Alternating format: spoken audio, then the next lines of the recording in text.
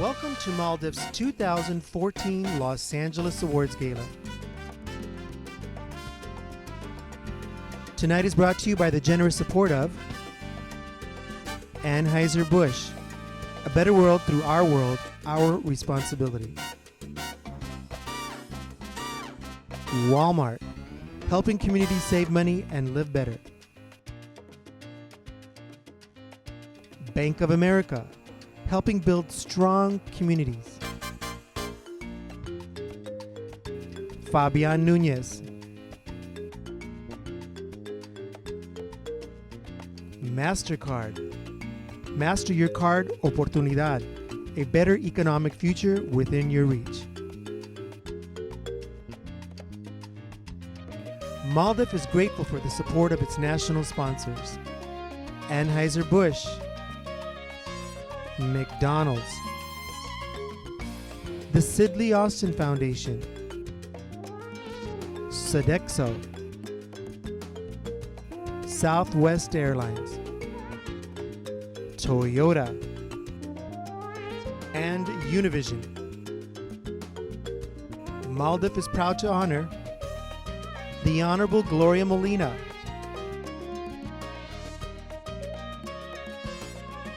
Dr. Chon Noriega,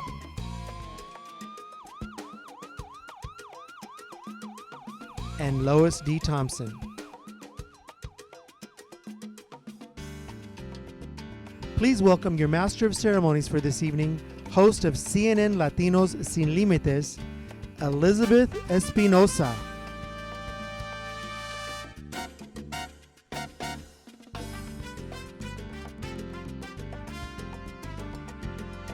Hello, good evening, buenas noches. Qué bien, hay mucho de qué hablar, ya veo, están hablando, ¿verdad? How are you? Lots to talk about tonight, boy. We were probably all down here last night, weren't we? Oops, sorry about that. Because of election night. And who voted in the House? There we go. Because we know the GOP voted. I'm just saying.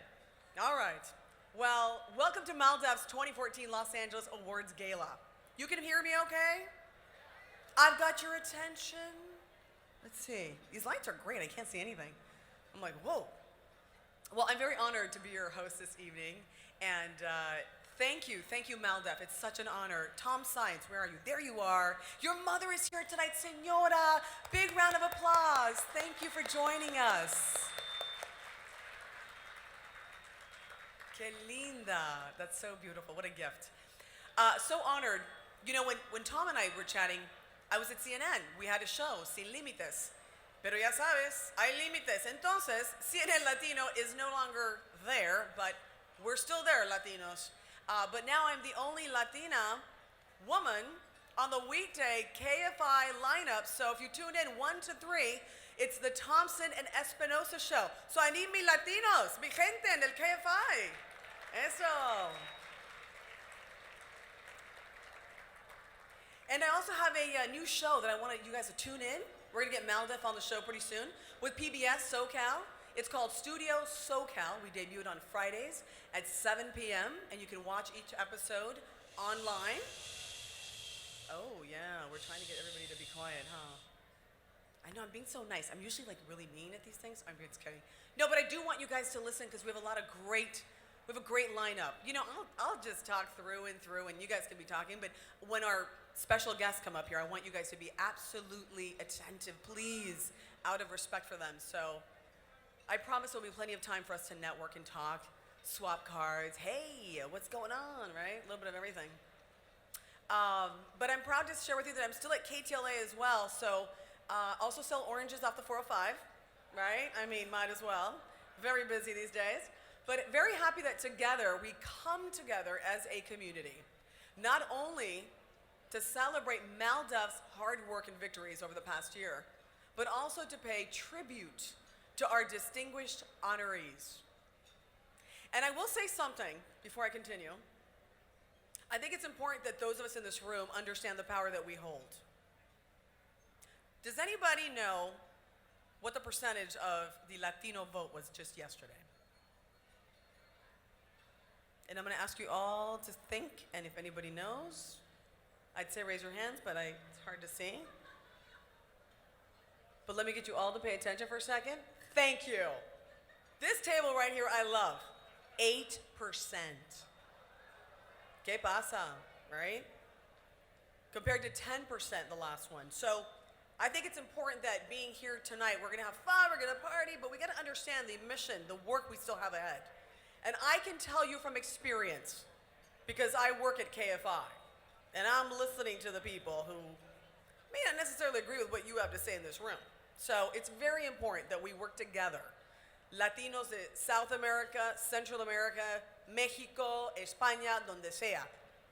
I'm americana, nacida aquí, pero mi mamá del Salvador. ¿Quién es del Salvador? Ah, ya sabía que había unos salvatruchas por ahí. ¿Y quiénes son mexicanos?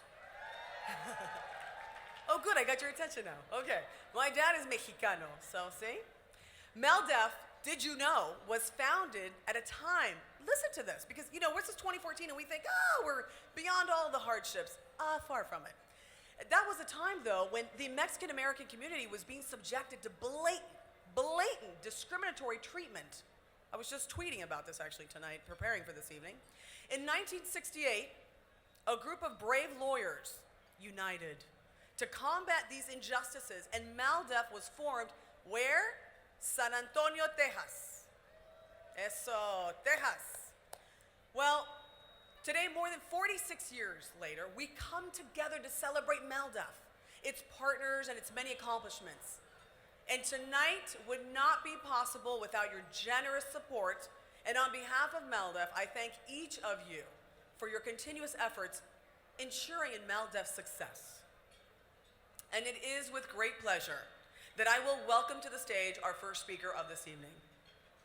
And I'm going to ask you again to pay close attention, and please, I'm going to wait for you to bring down the chatter.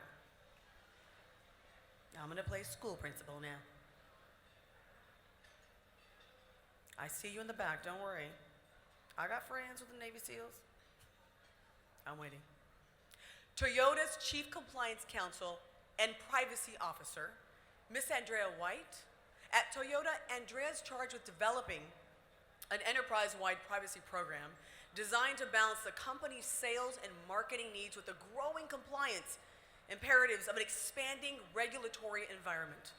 While that alone is a daunting task, she is also a champion of diversity at Toyota. I have many Toyotas, by the way, Miss White. As an advisory council member of Todos, Toyota Organization for the Development of Latinos, you like how I made it Latino, Toyota? She consistently commits personal time to mentoring other associates, right, in the Toyota organization. Andrea is out in the community on behalf of Toyota, speaking of diverse corporate affinity, mentoring Hispanic leadership, and the Toyota way. Her commitment to the community is deep. So with your attention, over there in the corner, because I feel like it's coming over there. Woohoo!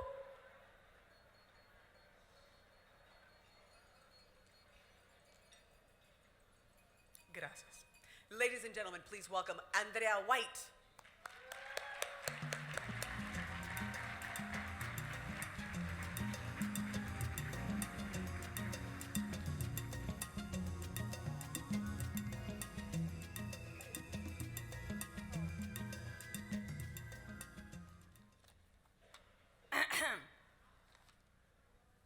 See, that's all you needed to do.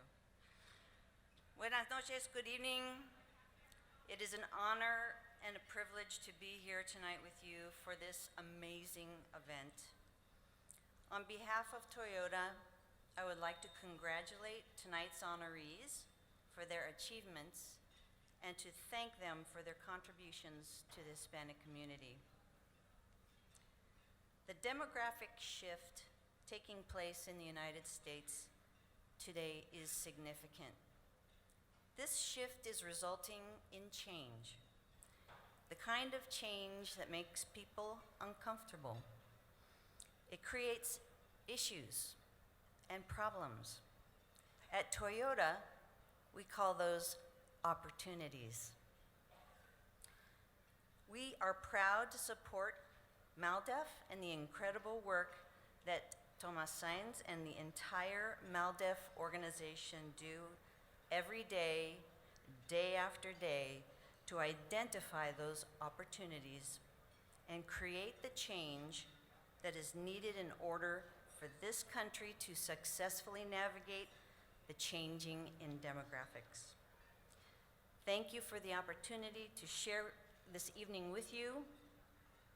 We value and honor our partnership with MALDEF and look forward to our partnership going well into the future.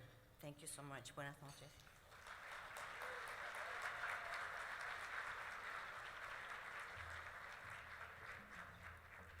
Thank you, Andrea and Toyota, for all that you do in the community, for your continued support, especially here of MALDEF. Now, it is my pleasure to welcome Anheuser-Busch's Vice President of Community Affairs and a member of the Board of Directors of MALDEF and the Hispanic Scholarship Fund, Miss Margarita Flores. Margarita is dedicated to enhancing and developing community partnerships with organizations throughout the United States that strive to improve economic development, preserve cultural heritage, expand educational opportunities, and develop leaders in the Latino and Asian Pacific American communities. Margarita is not only known for her work through Anheuser-Busch, but for her personal involvement with educational institutions, veteran support groups, wonderful, and business development organizations. So please help me welcome Miss Margarita Flores. Thank you. Good evening. On behalf of Anheuser-Busch, I am delighted to join you this evening. Let me begin by acknowledging MALDEF's leadership, beginning with our President and Chief Legal Counsel, Tom Sainz, our Chairman of the Board, Sat Guevara, MALDEF staff who do quite a bit of work not only in our community, but obviously to put this event together. Big round of applause for our staff as well. Tonight's other sponsors, and very, very special to you, each of you, for helping make tonight possible. So let's give everybody a round of applause. To our honorees, our sincere gratitude and admiration for a life dedication to help others soar. Your recognition this evening is not only worthy, but it's also very deserving, and we couldn't be more fortunate to have you in our community serving as role models. Now, to conclude, this is a celebration. I do work for Anheuser-Busch. I do hope you get to enjoy some ice-cold Anheuser-Busch beers. But if you do, please, please do so responsibly and make sure you have a plan to get home safely. Thank you very much.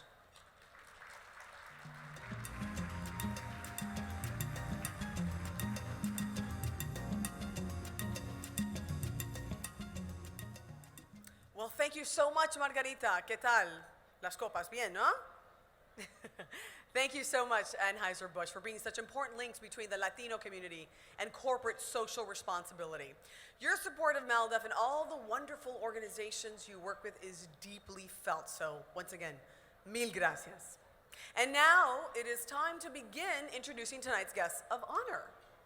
I am delighted to present to you our first honoree.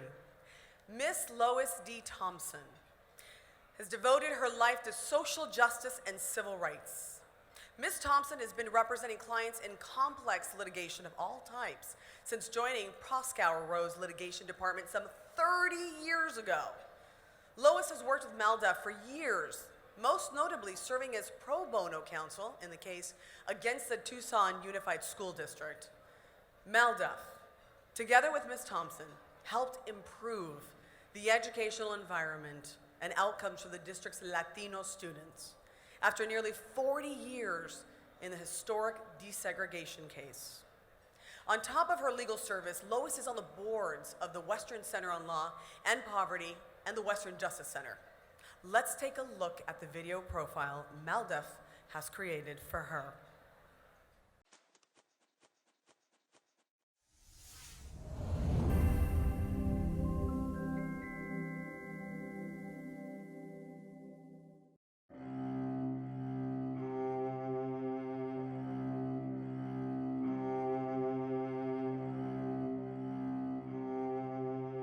When I first met Lois, I just thought that she was just a very genuinely kind person, and that has really come through many of the legal cases that we've worked together, is that she's very respectful and kind to everybody that she works with.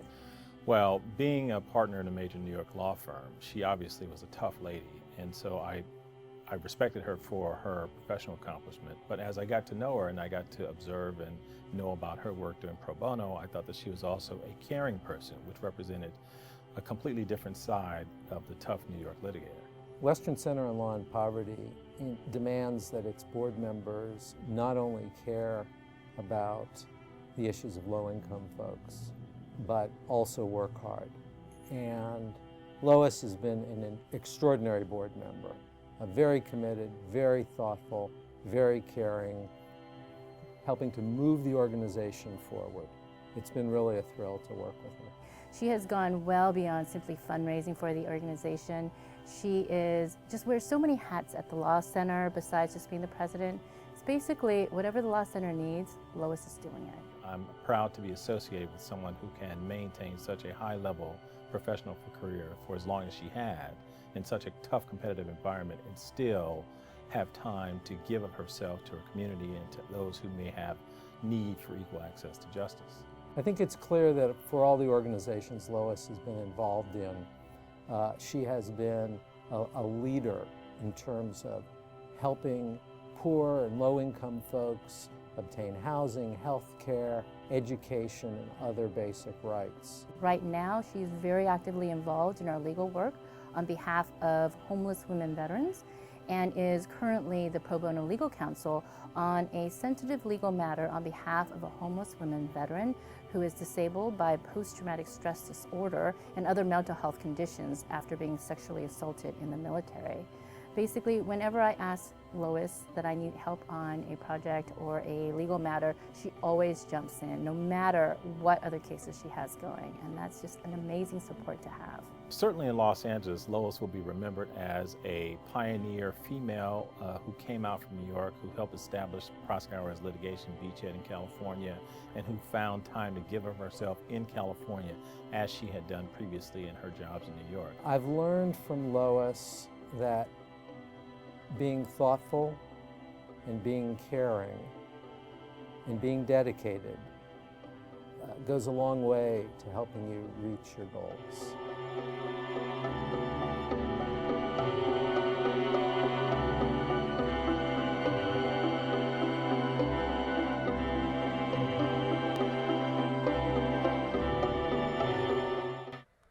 Bravo.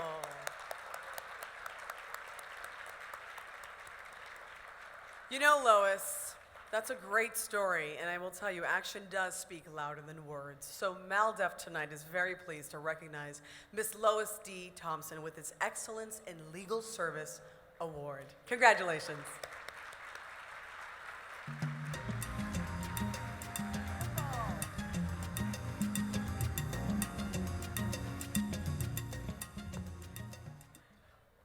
Well, I must say, it's quite extraordinary to hear your eulogy while you're around to enjoy it.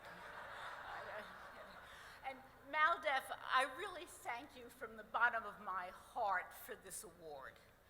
As Tom knows, when I first was asked to accept the award, my answer was, it doesn't make sense, because in fact, the fulfillment that I have received professionally and personally in working with MALDEF has been award and reward itself. Now, the thing I didn't know, but you've now seen, is that I've gotten to share photos of my grandchildren with 500 of you. And believe me, that's more than the 20 who follow me on Facebook. So MALDEF, thank you for that as well.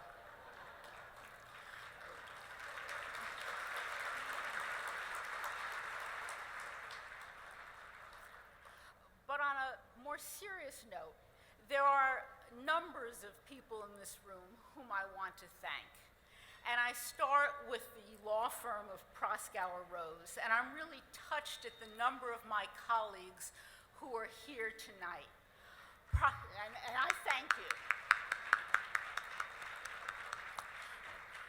Proskauer has a deep and long commitment to serving the communities in which it practices law, and I have felt its support, as have many, many other of our lawyers. And Proskauer, I accept this honor on your behalf as well. I also want to thank my husband, Jim, who is here. He's my chief champion, my great supporter, and has gone through far too many dinners that began with me sitting down and saying, "You can't believe what the Tucson School District did today." Far too many, but hopefully we're coming to an end of that. And then I also want to thank the MALDEF lawyers with whom I've worked. They are committed, they are capable, and they're fun. And they have become my friends, for which I am truly thankful. I also want to talk a moment about MALDEF, the Mexican American Legal Defense and Education Fund.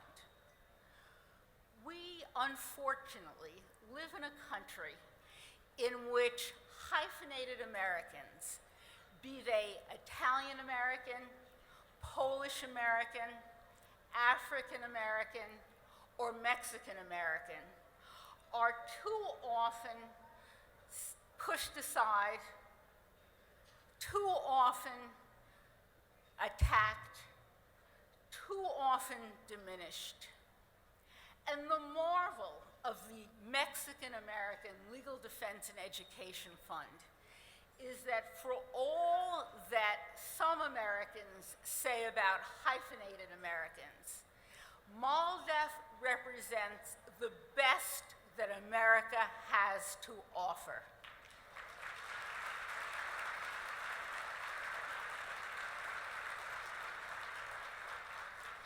And in my time working with MALDEF, what I have seen is that it has used the American judicial process enshrined in our Constitution and the American right to free speech enshrined in our Bill of Rights to work effectively and hard for those who do not have the means to seek the opportunities and the rights to which they are entitled for themselves.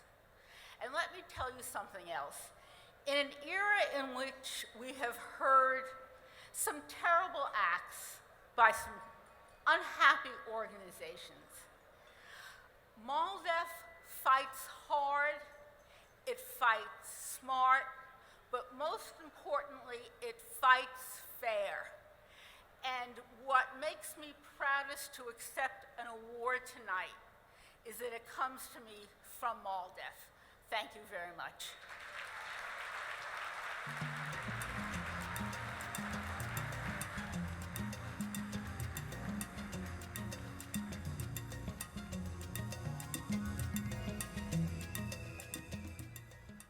You know, Lois, thank you for that, because even though we have a lot of powerful people in the room, and it's wonderful, a lot of you are lawyers, and you know, you're very articulate, and you know how to defend yourself, you know your rights. Sadly, that's not the case for a lot of people, and so I think what you do is so important. I'm a huge special needs advocate. Some of you who know my history know I have a brother who's nonverbal, severely brain damaged, and he can't speak. So, for those of you who take that serious, to be a fighter for civil rights, for human rights, it's so important, especially right now. I mean, we've covered one story too many about veterans being left behind, you know, the VA scandal, and also Ebola. People are trying to help save lives, and they're coming back and being discriminated against. It's insane. So your work is very important, and again, on behalf of MALDEF, thank you so much, Lois, for dedicating your life to the legal protection of our community, and for working with MALDEF to open doors with greater possibilities for students. And I say our community because, you know what, we're all just one. You notice she's not Mexicana, but she cares because you know what, it's about human rights. Okay, no more nice guy. I got the word from the boss backstage. They said, no more nice guy. So I am gonna ask you to sit down. wrap up those lovely conversations, and I'm gonna ask you to pay attention like when you were in law school or high school. And I won't start until you listen, okay?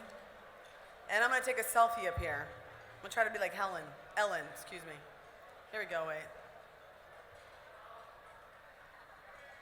Okay, I'm at Elizabeth Espinosa with an S at the end on Instagram. And I'm gonna wait till you all get it out of your system. I will sing to you. I mean, I'm threatening you now. I could sing to you and then you'll be sick. Shh. Table 8 is awesome.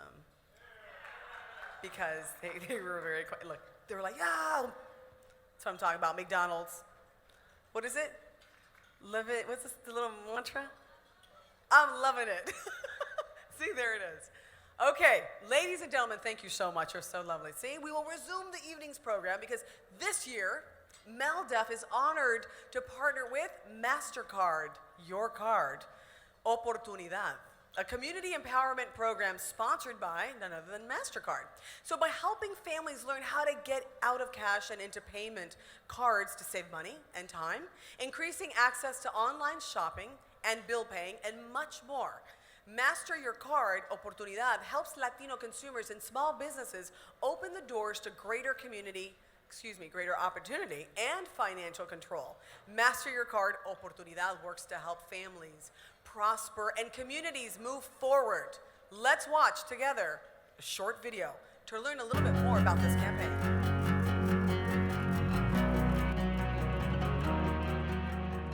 MasterCard has this public education campaign to help Latinos start on the financial ladder, be it debit, prepaid, or credit.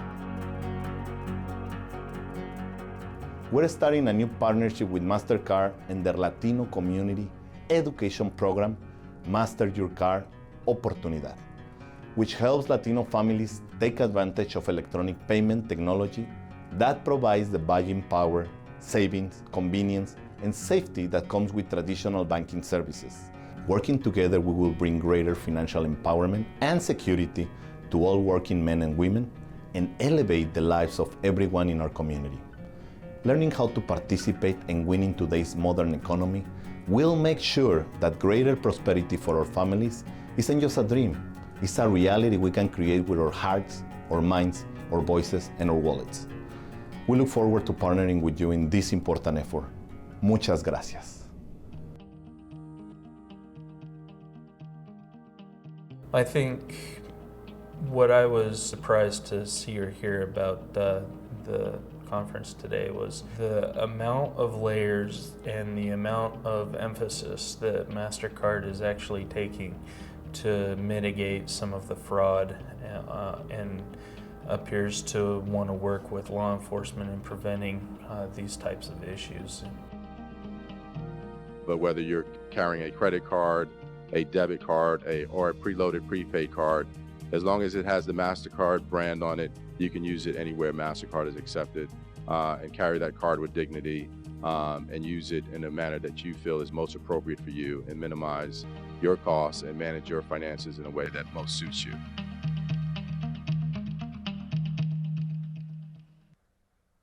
Thank you, MasterCard. Un aplauso eso.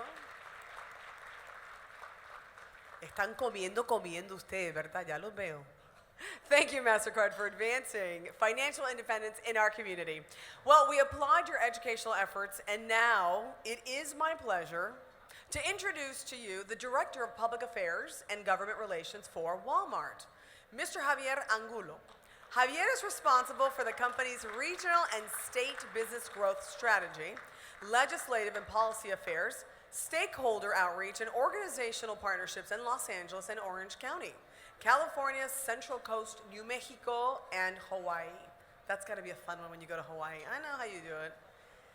There's a joke there, but I will leave it. Okay. He is a member of the Walmart Foundation's California State Giving Council and the Los Angeles Giving Committee, where he focuses efforts to fund high-impact community programs. So, ladies and gentlemen, mi gente, ayúdenme a dar la bienvenida a Javier Angulo.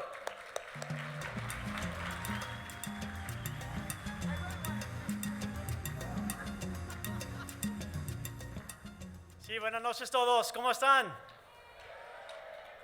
Welcome to the unofficial annual Latino Los Angeles gathering, family gathering, the Maldes 2014 Los Angeles Awards Gala. On behalf of the entire Walmart team, thank you, Malde, for once again inviting us to be part of this wonderful gala. This is our time to pause and reflect on all the accomplishments that we as a community have achieved this year and to celebrate the leaders that have helped to expand civil rights for all people in this great nation. Leaders like Louis Thompson, who fought in Arizona to ensure that all children are given an equal opportunity to succeed in our public schools.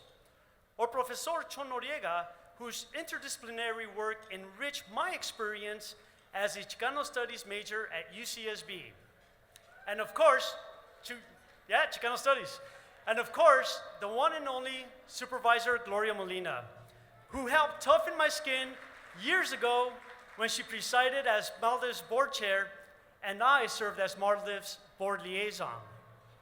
You're all great examples of effective leaders who help improve the lives of Latinos every day. Thank you for that.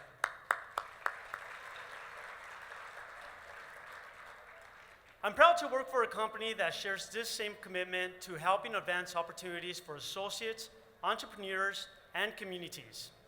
I spent my young career focused on expanding opportunities for people in diverse and often underserved communities, especially for Latinos. When my journey with Walmart began a little under 4 years ago, I knew that this was a company that would not only accept my passion for civil rights and justice, but provide the resources to impact communities in a slightly different way from my previous nonprofit and political work. For example, at Walmart, we provide opportunities to many who may otherwise have few, either because they're limited education, language barriers, or because of their country of origin. Our commitment to diversity means recruiting and developing talented people no matter where they're from and no matter their first language. Take, for example, my colleague Alejandro Gonzalez, who is here with us today. In 1986, he left his beloved hometown in Jalisco, Mexico, to migrate to the US to seek a better opportunity, to maximize the potential for the benefit of his family. After working hard to gain residency and eventually his US citizenship, Alejandro found an opportunity to join Walmart in 1997 as an entry-level sales associate. In the 15 years he started with the company, because of his talent and most importantly, because of his ganas, Alejandro was promoted to support manager, then assistant manager, then district manager, then market specialist, then co-manager, and now he runs his very own store as store manager of the Panorama City Neighborhood Market.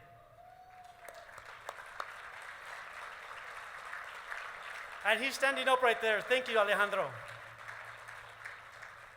And I just want to make sure that all of you understand that this is no small feat. He runs a multi-million-dollar business with over 80 employees. And after visiting Walmart stores across the region, I can attest that his story is not one of a kind. Our associates are able to achieve this because of the company's commitment to providing professional development tools that allow our associates to grow in their careers, including ESL, GED, and college credit courses at no cost at all. And this is the right thing to do, especially as the largest employer of Latinos in America with over 175,000 Latinos and Latinas working for the company. And our commitment to supporting the American dream goes beyond our four walls. And this is one reason why we partner with organizations like MALDEF and support initiatives that recognize leaders such as the ones being honored tonight to continue to advance opportunity and equal access in the workplace and beyond. Thank you, Tom Saenz, for having us here today, and I wish all of you a very good evening.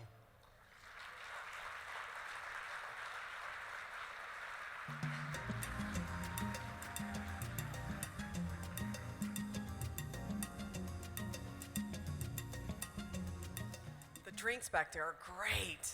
I'm just kidding. No, I'm dry. Javier, we thank you and our partners at Walmart for your continued commitment and support of MALDEF.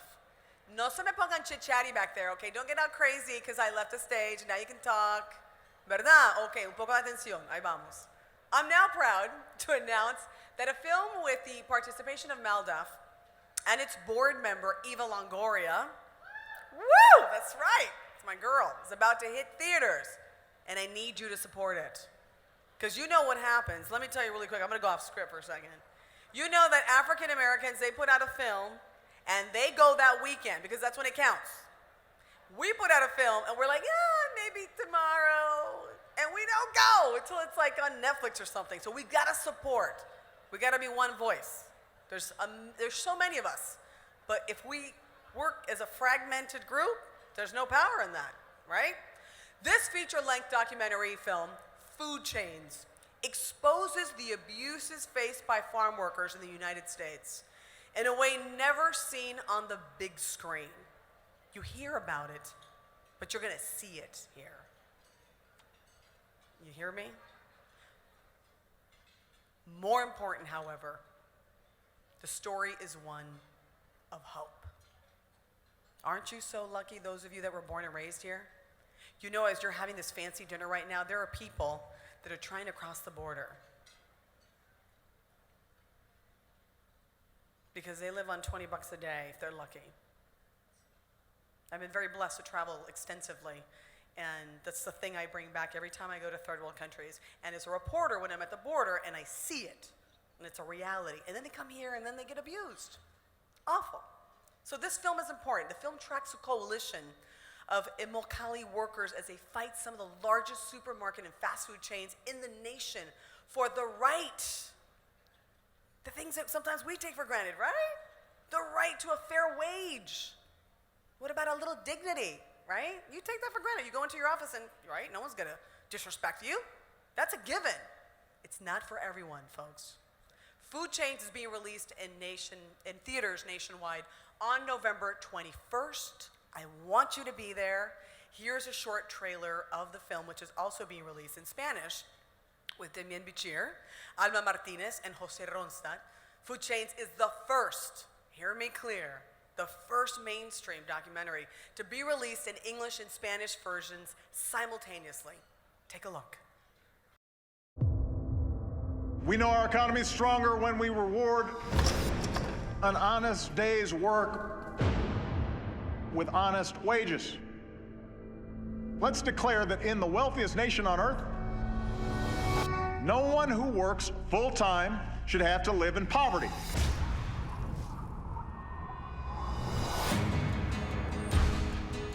Everybody should be concerned with where our food comes from and who picks it. Probably a substantial majority of those farm workers at this point are undocumented. The defendants have been accused of beating them, locking them inside trailers, chaining them to a pole. These abuses are un-American, they are unacceptable, and they must stop. The history of farm labor in the United States is a history of exploitation. These people have suffered tremendously and grown much more slowly economically than any other segment of our society. If we cannot win this fight, we have lost the soul of America. I think the entire supermarket business goes out of its way so that you're not reminded of where your food came from. If you want to make change, you need to look at the people at the very top. We became a little problem for the big corporations. Farm workers in Florida place the responsibility of fair wages and conditions for workers on the big buyers of tomatoes rather than the farmers. What we want is to establish change. I still believe agriculture is the backbone of America. You've got to pay attention to the labor force. Most people have no idea that they're connected to this system every time they buy fresh fruits and vegetables. If a handful of companies decided that they wanted to eliminate poverty among farm workers, it could happen very, very quickly.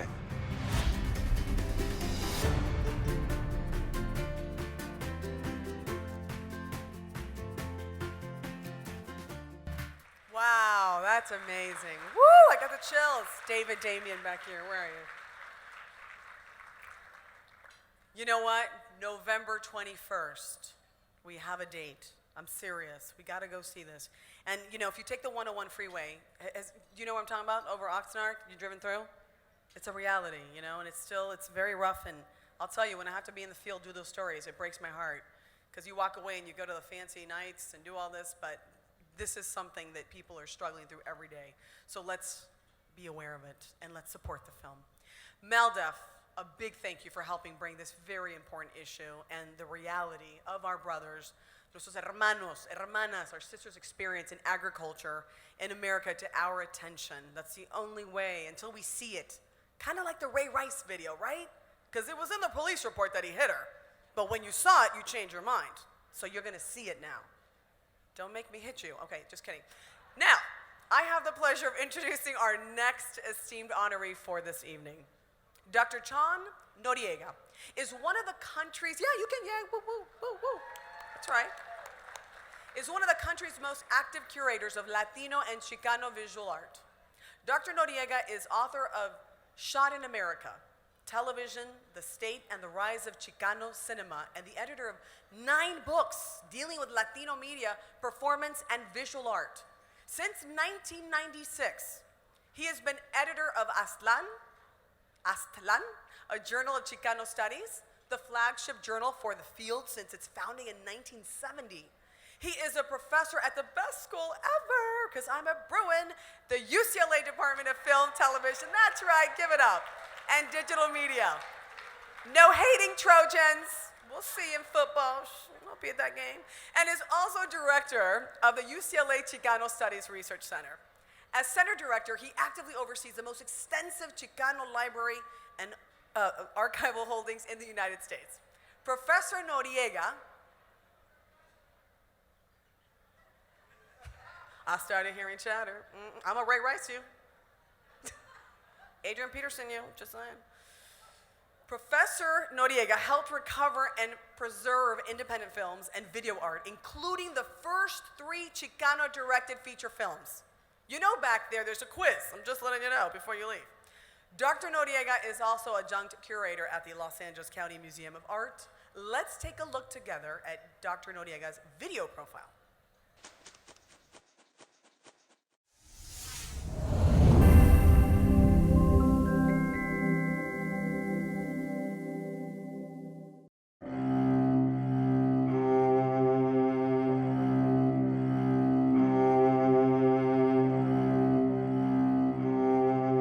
I'd heard about Chan Noriega before I met him, and through my interaction with him at CSRC and then through different museum settings, I was constantly impressed by his warmth and humor and wealth of knowledge. He was one of those people that you like immediately because of his demeanor.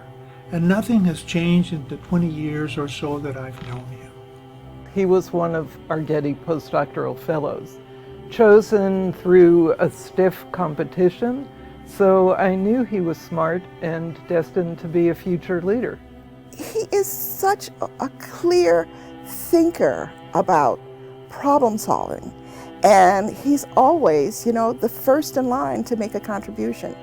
As a collaborator, he's, I think, really quite extraordinary. When people get together to do things, very often the first task that needs to be done, they start looking around at each other. Who's going to do that, right? Well, Chan is always a person to step up to the plate. I think that's one of the things that stands out to me about him, is that he is the go-to guy. He is the person that people look to when you have questions about the Latino arts community. He is a spokesperson for the community, and I think he takes that responsibility really, really seriously. And in every opportunity possible, he finds a way to have a positive impact and to leverage the resources that he can bring to the table for the betterment of all the organizations that he's involved with. He is such a hard worker, so task-oriented, so ethical, that it's impossible to judge him in any negative term. And I don't know of anyone that does that, because everybody sees the goodness of the man, the ethicalness, if there's such a word, of the man. What is so singular about him is that he gets an idea, and sometimes people marinate in their ideas for years and years and years and years. Well, you know, it's not long after John shares something with you that you begin to see the beginning of an execution. He's building a legacy of scholarship through the research, publications, and archives of the Chicano Studies Research Center at UCLA. It's just extraordinary that he was able to go out into the community and convince families like the Roy Balls to donate their papers to UCLA. I see him really committed to developing a strong foundation and infrastructure that can not only address current needs within the community in terms of scholarship and arts advocacy, but also developing these long-term systems that will be set into place for future scholars and artists to take advantage of.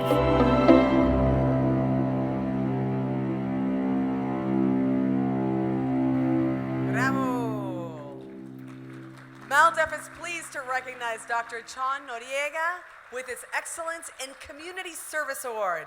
Un aplauso.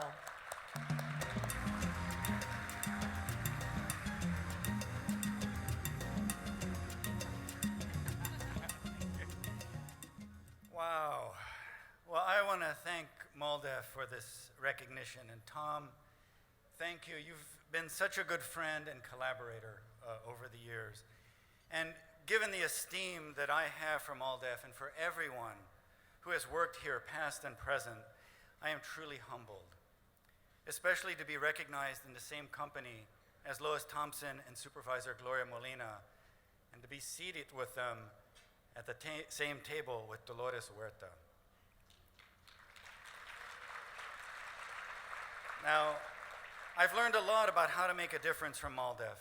In fact, as a graduate student 25 years ago, I studied the MALDEF papers archived at Stanford University, learning about the strategies used by Mario Obledo, Vilma Martinez, and Joaquin Avila, among others.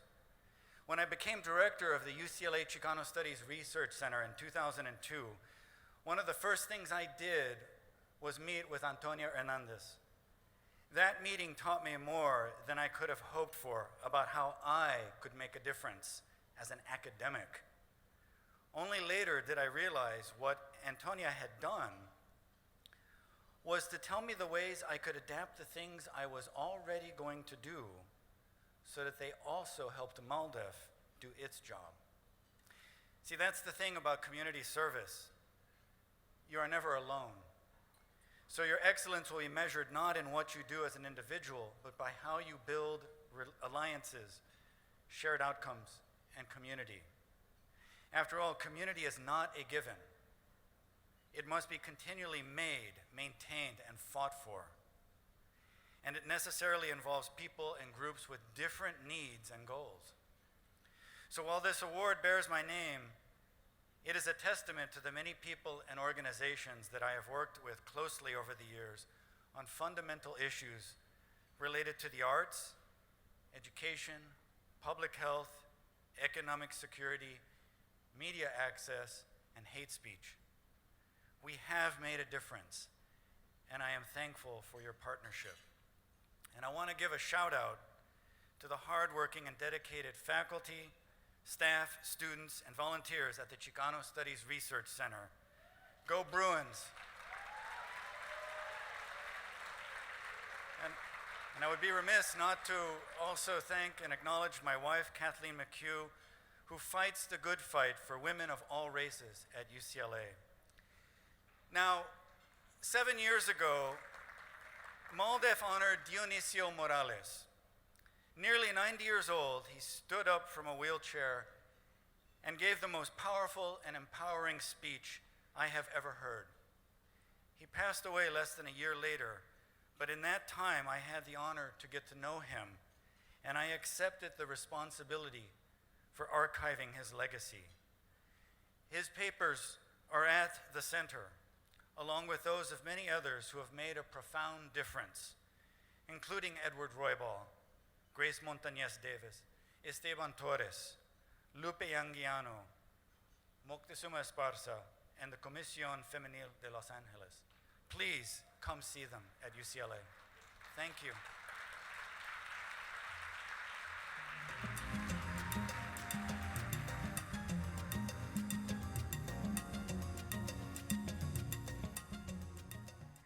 I said, can you do the 8 clap when you're up there? I know, McDonald's, I already got the little SC thing. By the way, I just see in the, if I'm right, I see Congressmember Javier Becerra. Hello, ¿cómo está? I just wanted to see if maybe we can help you because, yeah, Mitch McConnell and friends is gonna be tough in DC, my friend. So have a lot of drinks tonight, just like let it go tonight. Have some fun with us. Thank you so much, Dr. Noriega, for your work and dedication to conserving our history. It's so important. You know, when we had the walkouts here, I remember I was at Fox 11. I used to do the morning show at Good Day LA. And I was out there with these kids, and I'm like, why are you walking out? They're like, Cesar Chavez. And I'm like, do you even know his story? So this is important, very important for our self-representation. Now, it is with great pleasure to introduce our third honoree of the evening. Los Angeles County Supervisor Gloria Molina. Well deserved. Long considered a political icon and trailblazer, Gloria Molina was first elected to office in 1982 to the California State Assembly, in 1987 to the Los Angeles City Council, and in 1991 to the Los Angeles County Board of Supervisors.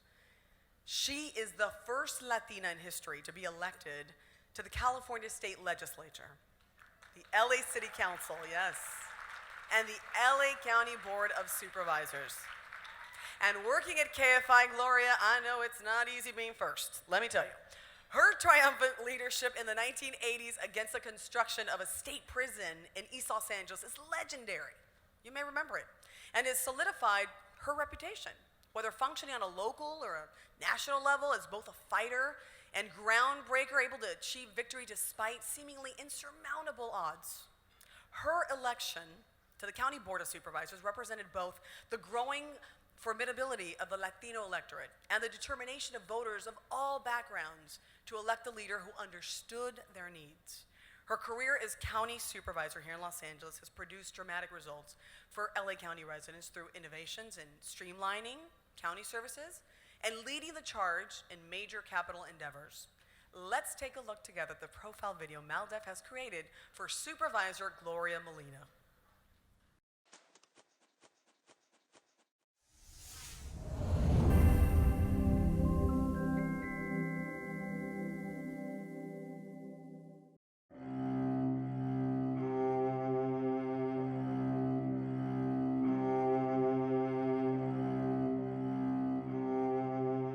My first impression about Gloria was that without a doubt she was a leader, and she was a born leader.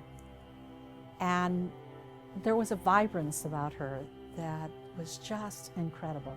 Gloria has done so many things. Her career is a career of first.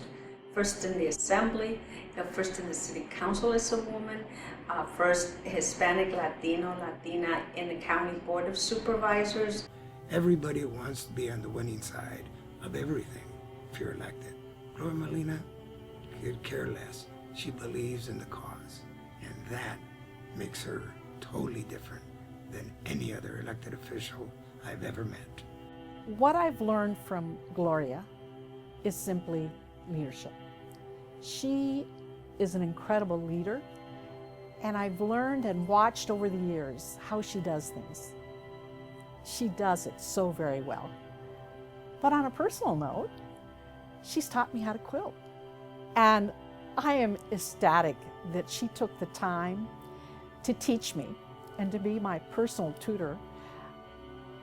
No doubt she was very tough on me, but she challenged me at every step of the way. And I'm here to tell you I can quilt because Gloria taught me how to quilt. The body of her work, I think, will always stand out as somebody who stood up before anybody else, whether it was fighting for the farm workers, whether it was fighting against the prison, whether it was fighting for more representation of women, or for fighting for any cause. Her reputation and her legacy is she never gave up. You know, she was involved in politics. She was, and she ended up working for President Jimmy Carter in White House personnel. And so she's the one that called me to tell me about the opportunity, you know, to be counsel to the Senate Judiciary Committee. She was always encouraging other Latinos when she had an opportunity to serve, whether it's in state or federal or county government. She's been a trailblazer. I believe Gloria's legacy is simple, and she's always said it, and we've had many discussions over the years, but she has a strong need for Latinas to be in leadership roles. And I believe at the end of the day, that will be, she's done some wonderful things, great projects, but at the end of the day, she will say, I trailblazed for Latinas, and I made a difference there, and I know there's women out there today in public office because I opened the doors for them. Gloria Molina, or anybody that knows her, is a loyal, loving, caring human being that I just am so glad that this great organization is honoring her because she deserves it.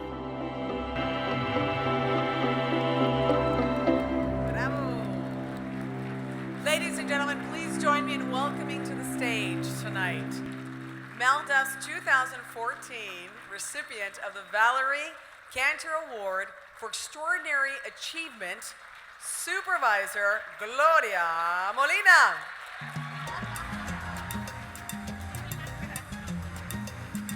Muchísimas gracias. Qué honor. What an honor. Thank you so very much. Lovely. Thank you. Thank you so much. It's quite an honor. Thank you so much. Felicitaciones a todos.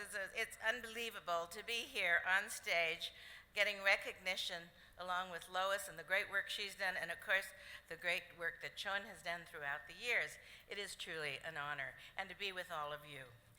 But let me say that, as I said this the other day, I've had another couple of dinners in which people have had nice farewells, and they've been very, very pleasant. They've been wonderful. I see myself as a very, very blessed individual who have had unbelievable opportunities to be around such great people that has taught me so much. So I feel very, very blessed. But today, I want to say that our community is so very, very blessed because of this organization. First of all, I want to thank MALDEF for giving me this award. I knew Valerie Cantor many years ago, and of course, have served with her daughter on this board, on the MALDEF board. People were very, very dedicated to social justice and civic organizations and all of the work, but Valerie was a big part of really doing tremendous fundraising and help originally for the work that MALDEF was doing. I'm particularly proud to say that this award is so very unique and so very special, and it really is such an honor, and it really is humbling to receive. For me, this organization is a blessing for all of us in our community. We are so fortunate for the people who came together many, many years ago and decided that our community, the Chicano community, needed a strong legal arm. And they put together an unbelievable board of directors that started working and trying to find that way to raise the money, to get the foundations, to get all of it put together to put this great organization in place. Today, there are many of our board members are out there, and I want to congratulate them. We've been working for decades now on raising money and continuing. And what I love about our board members is that they have the passion. They serve as CEOs in various corporations, lawyers in top firms, and so on. But personally, they have the passion about the issues of our community, and they know and they recognize their duty to make this organization stronger and better every day. It has had unbelievable leadership, like Vilma Martinez, who is here, and former CEO and president. Antonia Hernandez, a champion, also here and joining us. It has had people like Joaquin Avila that have been great leaders. And of course, our beloved Tom Signs today. Unbelievable leadership. Our community is blessed to have the talent of these wonderful people leading this organization who every single day is fighting for our rights and our opportunities. One of the other things that MALDEF does, and it's done it forever, and if you're a board member and if you get to know them, they can bring in some of the most unbelievably talented staff. Everyone at MALDEF is so passionate about our issues in our community. They fight so hard. These folks could be lawyers in top firms, and they make very little money, and we're really sorry about that. We're always trying to raise more money to get the salaries up a little higher. But they're passionate. They care. They care about the car washeros. They care about the farm workers. They care about employment issues, education issues, immigration issues. They are unbelievable. They are tireless. They are fierce. They are bold. We love every staff member and the dedication that they have, and we should give them a big round of applause. And I don't know that they realize that what they do every single day empowers our community to be stronger and better. And that's what's important. I myself have been benefited tremendously by the kind of leadership and the legal work of MALDEF. I did have an opportunity to serve in the legislature, in the White House, as Antonia mentioned, and also to serve on the city council. But the only way I got in the very powerful position that I hold today as one of 5 members on the County Board of Supervisors was because MALDEF led a battle for over 10 years, from 1980 to 1991, to open up the doors for those supervisors who had gerrymandered our community out of an opportunity to just sit at the table. I was one of the fortunate 1 of 13 who ran for that seat and was able to get elected. And I have hopefully followed in a good tradition of continuing the tradition that MALDEF has done, and that is to continue to empower our community, making sure that we have health care in our community for people every single day, that we keep our LA County General open, our emergency rooms open, that we don't ask questions or identification when everyone is in our emergency room. We do those things. Our social services, that we are there providing a high quality of life and safety. But I think there's also been some special projects that I've been able to do in the community that I'm very proud of. And I am empowered because MALDEF gave me this opportunity. And I need to do well, and I need to show the community that by putting people like myself in these powerful positions, that we can serve in these civic kind of roles and these responsibilities, elected official, and serve our community well, not just on Chicano issues, but on all issues. I'm proud of the fiscal responsibility that I have. Our budget is over $27 billion. It is strong. I am part of a group that makes sure that we watch every single nickel. All of it because I have to demonstrate every single day as a first that we can do it well, because we are a community of great people every single day. If we have an opportunity for education, what changes we can make out there. And one of the things that MALDEF is doing besides opening doors every single day and empowering people, it is recognizing and understand the power and the responsibility that our community has for the future. Every single day, when they create those opportunities for those young people to get into those schools, for those dreamers to go into college, for every single thing that they do to create and eliminate employment discrimination, they realize and understand that they're empowering neighborhoods and communities. Our numbers are increasing every single day. And the reality isn't just about when we're going to get ours, because at the end of the day, it's about what responsible role we're going to take on. When you have power, you have duty and responsibility. And what I know about my community is we're prepared to take on that duty and responsibility, and we can do a very, very good job. What is so wonderful about this organization and all of you being here today and this wonderful award is that collectively we all understand that. Your participation here in helping us raise the money and coming and joining us every year at these wonderful events that are put together by MALDEF tells us that there is a large group of us who recognize and understand we need to continue to fight. We need to encourage our people to continue to be on the front lines. The battle's not over. Social justice is not there. We have so much more to do.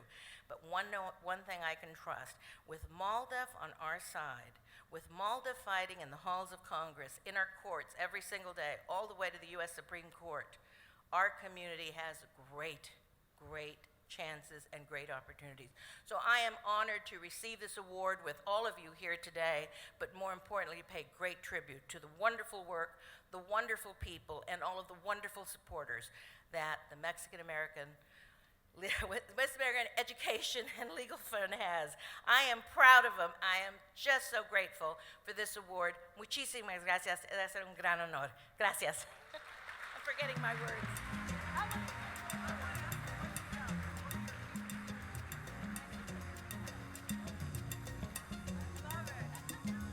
I had to ask.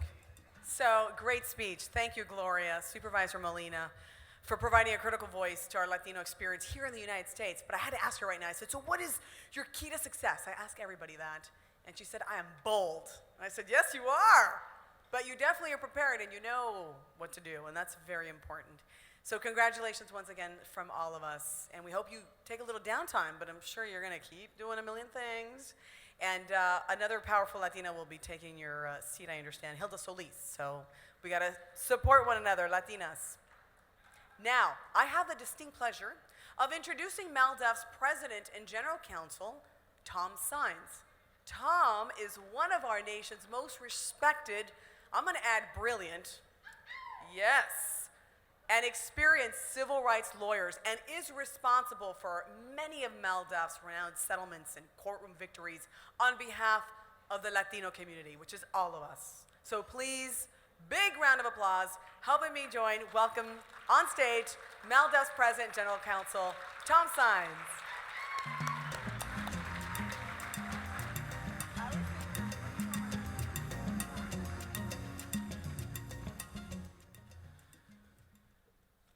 Thank you, Elizabeth. And thank you to all of you, once again, for your tremendous support this evening, throughout the year and throughout the years, in collaboration and in partnership, promoting the mission of MALDEF to ensure that the civil rights of all Latinos are accorded the respect that our Constitution provides for them. This has truly been an extraordinary evening, filled with some wonderful remarks from our amazing honorees. And so I begin with thanks. First of all, let me thank our tremendous Master of Ceremonies, Elizabeth Espinosa.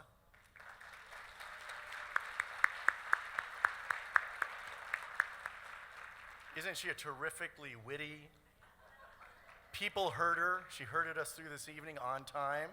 Board members, on time. A tremendous accomplishment, and thank you for all of your contributions tonight and throughout the year. I also, of course, do want to thank the members of the MALDEF Board of Directors, past and present, as well as the members of our subsidiary corporation, the MALDEF Property Management Corporation. Many of them are here this evening because we will have a board meeting tomorrow. Let me please ask our chair, Zach Guevara, and all of the members of the Board of Directors of MALDEF and MPMC to please stand. Thank you for your contributions.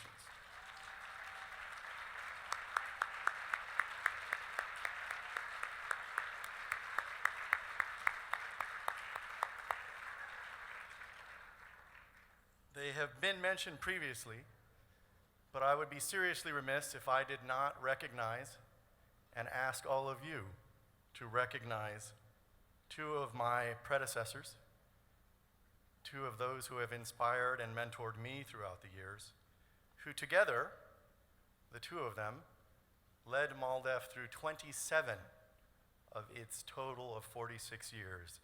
These two tremendous lawyers and leaders, the leaders of MALDEF for 27 years, Vilma Martinez and Antonia Hernandez. Please stand.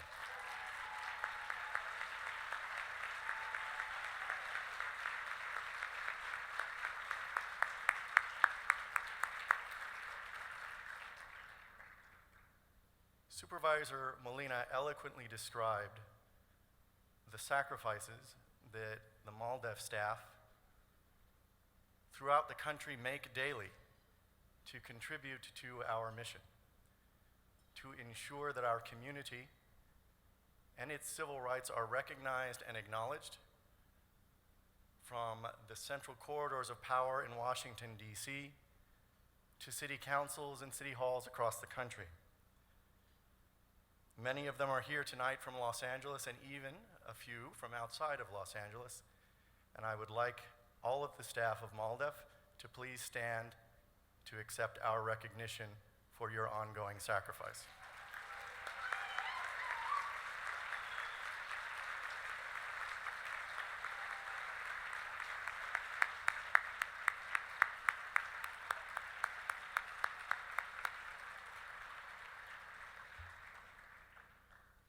I want to thank all of those who are responsible for this tremendous evening.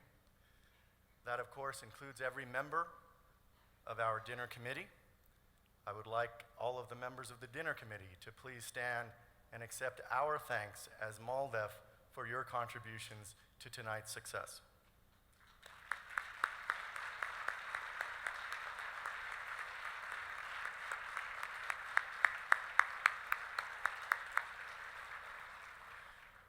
And of course, for another inspiring evening, I have to thank the team that put together the program, that put together the videos, that put together the dinner, led by our Vice President of Development, David Damien Figueroa, joined by Cynthia Gutierrez Alvarez, Stephanie Loera, Jose Delgado, Aaron Eng, and many others. Please thank them for another tremendously successful Los Angeles Gala.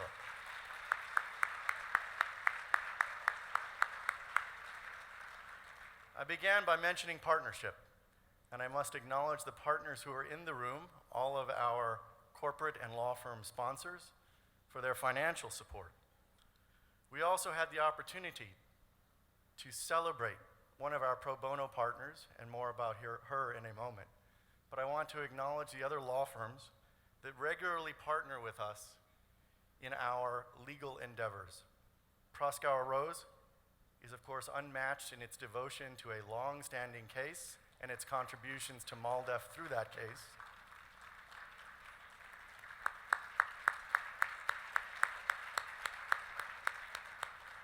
But let me also acknowledge our frequent pro bono partner, the law firm of Sidley Austin, whose partner, Jose Sanchez, is on our board of directors.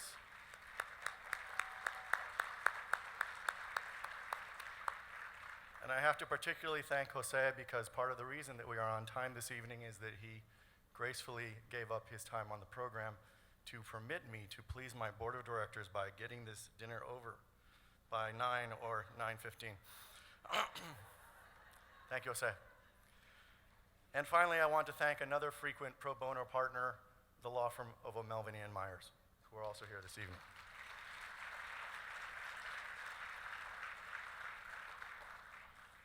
We have been blessed this year, as every year, by some amazing and amazingly eloquent honorees. Please join me in thanking them once more, beginning with the extraordinary and committed litigator, our pro bono partner, our frequent strategist, our true comrade in ensuring that Arizona, and specifically the Tucson School District, after 40 plus years, will finally acknowledge and recognize and, most importantly, effectively implement the mandates of the Constitution by ensuring equal educational opportunity. Many thanks, Lois Thompson.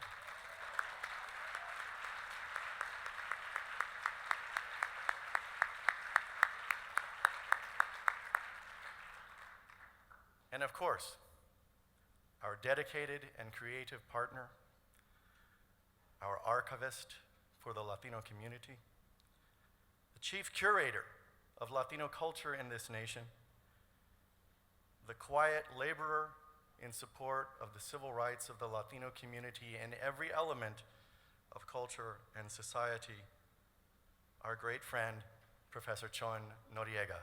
Thank you.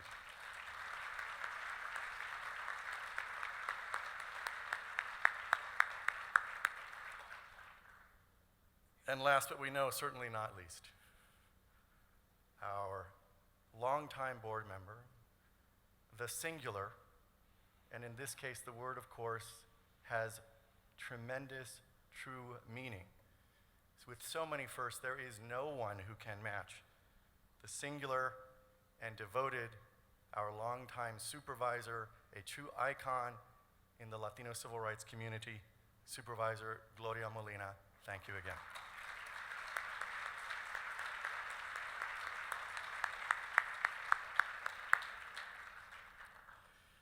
We meet this evening in the immediate aftermath of a national election whose implications will be studied and commented upon in weeks, if not years, to come. We know that the outcome will present both challenges and opportunities in our great civil rights mission. I have had the great honor and privilege of leading MALDEF for 5 years. And those of you who have been here before might be expecting me to comment on our important litigation, the policy advocacy that will necessarily become even more critical in the light of yesterday's results. And I will. But tonight, I want to depart from the usual pattern and talk about a program, a set of programs at MALDEF that do not often receive public recognition. Each of you in tonight's program will find a card. It is a card about MALDEF's signature community education program, Parent-School Partnership. Our PSP program is celebrating this year and in the year to come 25 years in full operation, a quarter century of a program that is designed to ensure that our community members have the skills and knowledge necessary to ensure that our education system across the country will serve all children well. Let me begin by acknowledging my predecessor, whom I have already mentioned, for commencing the PSP program 25 years ago, Antonia Hernandez. Antonia, thank you.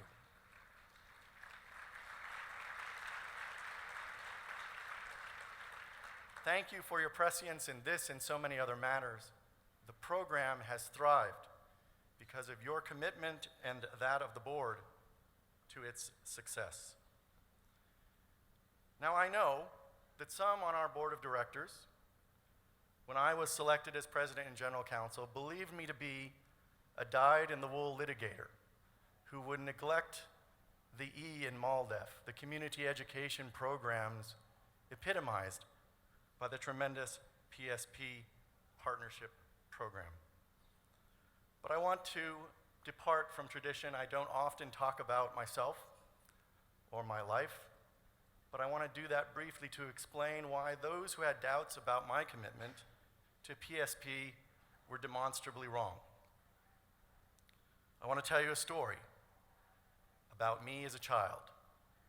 Now, those who know me will, of course, be not surprised at all that as a child I was a nerd. Okay, I'm still a nerd. But it began when I was a child. And I did very well in school, behaved well, did my homework, and succeeded. So much so that some teachers decided I should skip the 8th grade and go from 7th grade directly to high school. And so I came to high school younger than some, and certainly with the strong recommendation of those teachers who suggested that I ought to skip the 8th grade. And my parents, my father and mother and I, went to a meeting with a high school counselor who was on the verge of retirement from the high school that I would attend. And despite those strong recommendations from teachers, that counselor took a look at the school that I came from, the most heavily Latino elementary school in the district, looked at my last name and looked at my parents, and said, that he thought we should start me out in a mid-level algebra course, not the high level. See how I did in that mid-level algebra course, and if I did well, then maybe I could move up to the higher level. And that would have been my fate, because I was prepared to accept that, as was my father. But one person with a strength and fortitude said to that counselor, based on her experience in working with the school district as a mother without a college education, but a deep understanding of discrimination and unfairness, and a commitment to ensuring that her sons would succeed.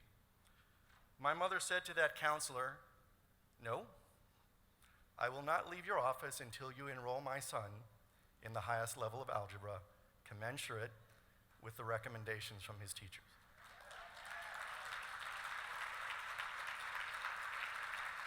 Now, many of you have already heard that tonight my mother is here, the first MALDEF event she's ever attended, even though I started working at MALDEF 20 years ago.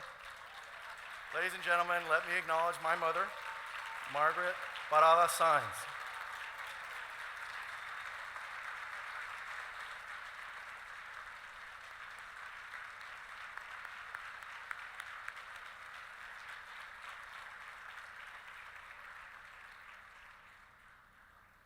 So I hope you understand from that story that my deep commitment and belief in the power of parents who understand the school system and their rights and those of their children within it, and will understand the depth of my commitment to ensuring that our PSP program will not only continue during my tenure, but for another quarter century beyond its first.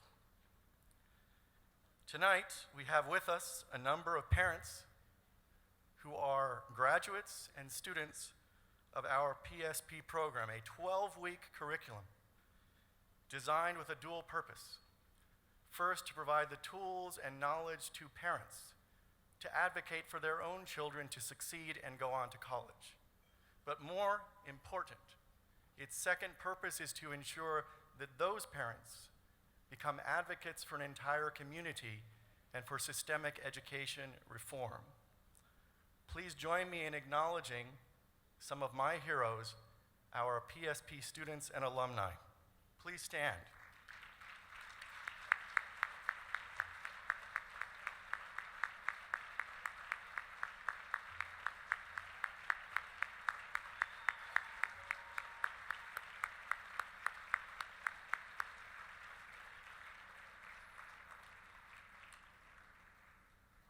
Now, as you may see, most of our students have been women, the moms, grandmoms of our community.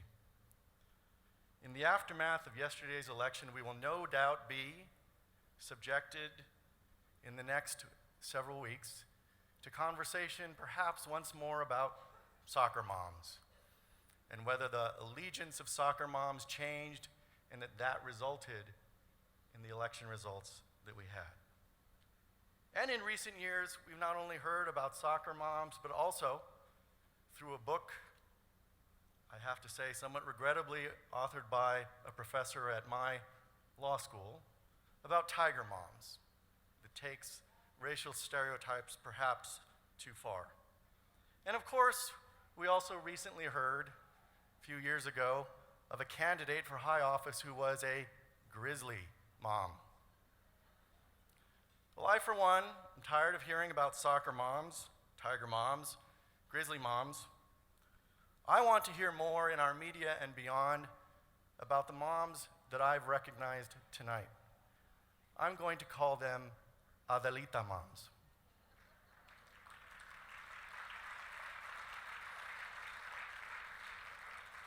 And of course, the Adelita moms are not just mothers. They are grandmothers, they are godmothers, they are aunts, they are sisters, they are daughters, and more. Adelita moms include fathers, grandfathers, brothers, and sons. But Adelita moms, I believe, far more than any set of soccer moms that you can identify, than any tiger mom that you can celebrate, than any grizzly mom that you can accord attention to, the Adelita moms will change this country. I believe they will change this country because I believe that Adelita moms understand that there is a difference between children and families that are refugees fleeing violence and any threat to this country. The Adelita moms understand the irresponsibility of portraying refugees as disease carriers, incipient terrorists, and a threat to national security.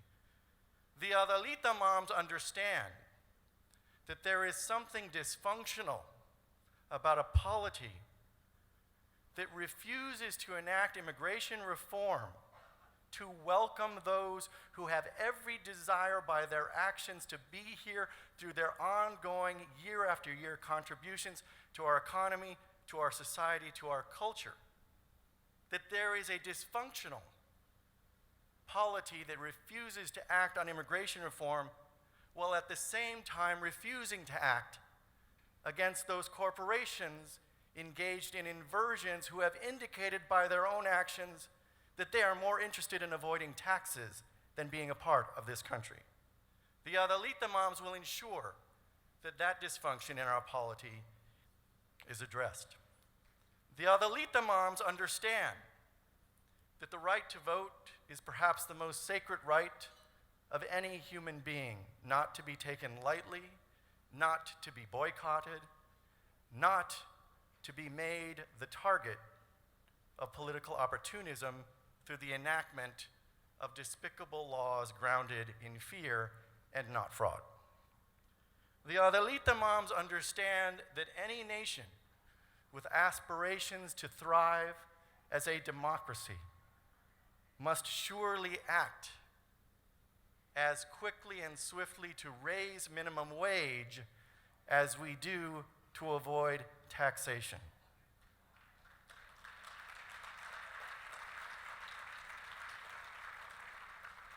The Adelita moms understand that our Constitution is a living document embodied not in costumes from the Tea Party era, embodied not in rhetoric, embodied not in song, but embodied in action, embodied in policy. I believe and know that the Adelita moms will change this nation. The Adelita moms is what the PSP program is about. The Adelita moms are what MALDEF's mission is about. The Adelita moms are what will make the difference in our civil rights mission. And all of that will be accomplished with the continued collaboration on our community education, on our policy advocacy, on our litigation of MALDEF and its collaborators here tonight and across the country. Ladies and gentlemen, thank you once more for your commitment to MALDEF and most importantly, to the Adelita moms. Good evening.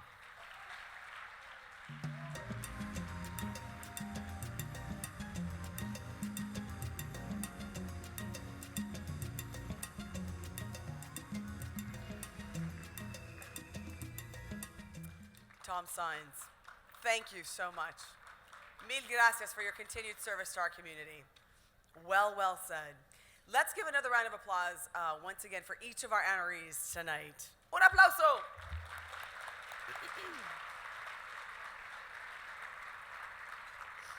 Somehow I had a little bit of water and it went down the wrong pipe and I was almost dying backstage. Go figure. It's like live television, I kid you not. I want to remind you really quick that we have a new show at PBS Studio SoCal for you to tune in Fridays at 7 p.m. My voice is a little deeper now. I sound like my co-host at Thompson Espinosa at KFI, Mark Thompson. But tune in 1 to 3. It's very important that we stick together and become one voice. And I just want to say also, please don't forget to go see Food Chains. David Damien Figueroa, who is the VP of Development backstage here with me, is one of the producers. And it is so important that, again, we really support the film and get that out there. And I just want to say one more thing. Funny enough, we're in a room with a bunch of attorneys. You know, when I was in college, I thought I was going to be a lawyer. Got accepted to law school, sent my money, got a scholarship, and I didn't go because I wanted to sue doctors, so I was a little pissed that Prop 46 did not happen because you know that caps micro. We can get into that later. But bottom line is, I just bring that up for you to remind you, Tom Sines has an amazing gift. He has a brilliant brain, and he uses it for truly social justice and civil rights. And each one of you tonight, regardless if you're in the legal field or not, you have the power. You have the power because tonight, let me guess, you all picked what you were gonna wear and nobody helped you get in that clothes, right? And if you have to go to the bathroom right now, you can do it by yourself. Well, my brother is 31. He is the love of my life. He's my best friend. I love him to death. And Christian can't do that because he was a medical mistake at birth. So I ask you, and I challenge each and every one of you to be a voice for change for people who can't be a voice. I'm a voice for Christian and people like him, and people who don't have access. And you are all smart, intelligent people with lots of access in this room. So please continue being a voice for love, for change, for unity, because love does move mountains. And once again, thank you so much for supporting MALDEF because they really do amazing work. Amigos, buenas noches. Que la pasen bien. Gracias.